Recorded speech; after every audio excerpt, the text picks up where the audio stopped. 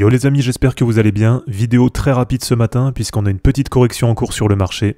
Donc je vais vous donner quelques niveaux qui peuvent vous aider pour recharger sur des cryptos. On verra aussi quels sont les niveaux à surveiller pour la clôture hebdo de dimanche soir. Et on fera un petit tour sur 2-3 charts que je trouve plutôt pertinentes à vous montrer.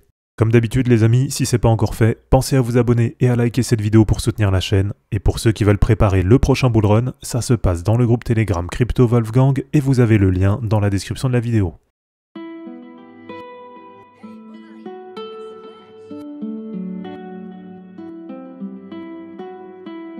Alors, suite à l'annonce des ETF, eh bien, petite correction sur le marché. Donc, c'est ce qu'on appelle un bon sell the news. Même si pour le moment, très franchement, il n'y a rien non plus de catastrophique. Et si on se refait un petit peu les derniers jours, on a eu donc un point haut dans la journée de jeudi à 49 000 $ sur Bitcoin. Et un point bas hier soir autour de 41 700 $. Ce qui fait quand même une correction d'à peu près 15% en 24 heures. Alors, j'ai reçu du coup pas mal de messages avec cette correction. J'ai vu qu'il y en a qui paniquaient un petit peu. Bon, pour le moment, comme je vous dis, il n'y a rien non plus de catastrophique. Du côté des moyennes mobiles, on est justement sur la moyenne mobile 50 daily. Donc là, c'est quand même un gros niveau qui pour le moment tient bien en support. Donc on verra un petit peu comment ça va se profiler. Et c'est justement l'un des niveaux à surveiller pour la clôture hebdo.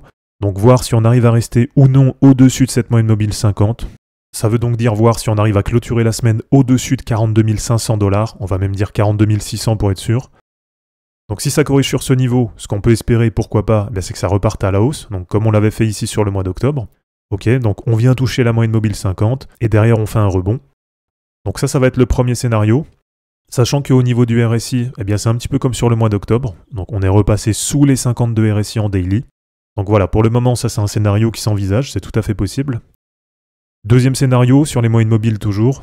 Si par contre on vient clôturer par exemple en dessous de la moyenne mobile 50, le niveau support qui est juste en dessous, ça va être la moyenne mobile 100 daily. Et là, cette fois-ci, ça nous ramènerait sur le niveau dont je vous ai déjà parlé plusieurs fois sur les dernières semaines, c'est-à-dire de voir une correction jusqu'à peu près 38 000 $ sur Bitcoin.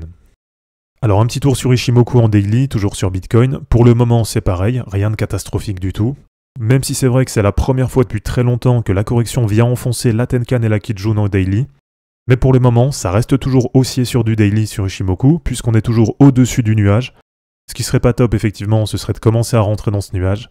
Et ce qui serait vraiment pas bon sur les prochaines semaines, ce serait tout simplement de passer sous ce nuage, puisque ça voudrait dire, sur du daily, rentrer dans une dynamique baissière.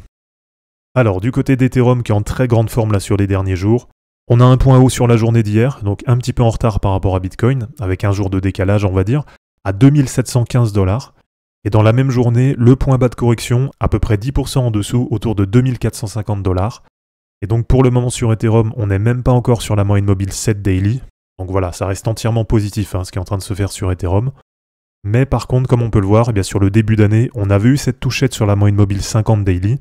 Et là, on a bien eu ce rebond qui a permis de repartir à la hausse. Et donc, comme je vous l'ai dit juste avant, on peut pourquoi pas attendre ce genre de configuration sur Bitcoin. Alors un petit bémol quand même sur Ethereum, attention, puisque le RSI daily il est très haut, on est très proche de la zone de surachat.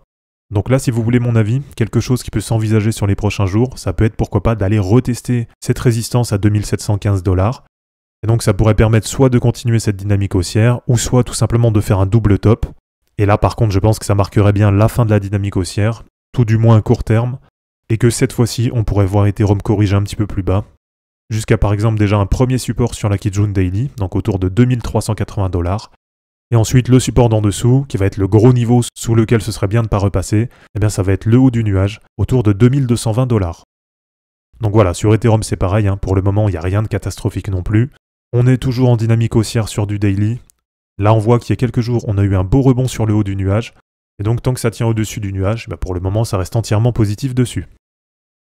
Alors du côté de la charte Ethereum Bitcoin, une charte que je vais vous montrer en hebdomadaire, ce sera un petit peu plus simple. Là, je vous en avais parlé il y a quelques semaines, on était sur le niveau support à 0,052, et on arrive aussi très très proche de la résolution de ce gros triangle sur la charte ETH-BTC. C'est une figure qui tient depuis début 2017, donc ça fait maintenant 7 ans que la charte ETH-BTC elle est enfermée dans ce triangle. Et donc on arrive maintenant très très proche de la résolution, alors à voir si ça va se faire à la hausse ou à la baisse. Personnellement, je pense que sur ce bull run, on devrait voir Ethereum surperformer un petit peu Bitcoin. Mais voilà, en tout cas, attendez-vous que sur les prochains mois, on ait des gros mouvements sur cette paire. Et comme on peut le voir, c'est vraiment une figure qui est très très forte, puisque là, sur cette semaine, on a un énorme rebond sur la trendline basse. Alors, une autre charte que je voulais vous montrer, les amis, c'est du côté de la Total 2, donc Total Market Cap de l'ensemble des altcoins. Et là, pour le moment, on ne passe pas la résistance à 798 milliards de dollars. Donc comme on peut le voir, ça a méché plusieurs fois dessus sur les dernières semaines. Et même si le RSI est assez haut, eh bien pour moi ça reste quand même positif. Je pense qu'il est possible que ça pousse encore une dernière fois sur les alts.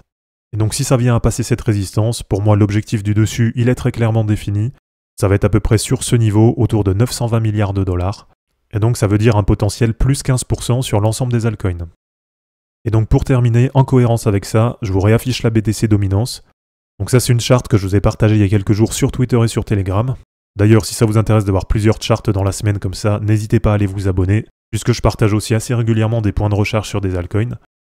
Et donc du côté de la BTC dominance, eh bien on arrive actuellement sur un niveau support autour de 51,5%, et donc à surveiller sur cette fin de semaine, si on vient clôturer sous 51,5%, eh bien je pense qu'on peut s'attendre sur les prochaines semaines à un retour sur les 0,382 de Fibo autour de 48,7%. Et donc, en cohérence avec la charte précédente, ça voudrait dire voir une surperformance des altcoins sur les prochaines semaines. Alors, pour pas que la vidéo soit trop longue, les amis, je vais pas vous donner des points de recherche sur les altcoins dans cette vidéo. Mais par contre, comme d'habitude, notez dans les commentaires sur quels altcoins vous voulez avoir des points de recharge en cas de correction. Et comme d'habitude, dans la journée ou dans le week-end, eh bien je prendrai un temps pour vous partager tout ça sur Twitter et sur Telegram. Donc voilà les amis, c'est terminé pour cette vidéo d'analyse technique sur les cryptos. J'espère en tout cas que ça vous aura plu. N'hésitez pas à aimer cette vidéo, à la commenter et à vous abonner pour en suivre d'autres. Dans la description de cette vidéo, vous allez retrouver tous les liens utiles et les liens pour me soutenir. On se dit à bientôt pour une prochaine vidéo, et d'ici là, ne capitulez pas, car les fortunes se créeront en portant vos burnes. Ciao!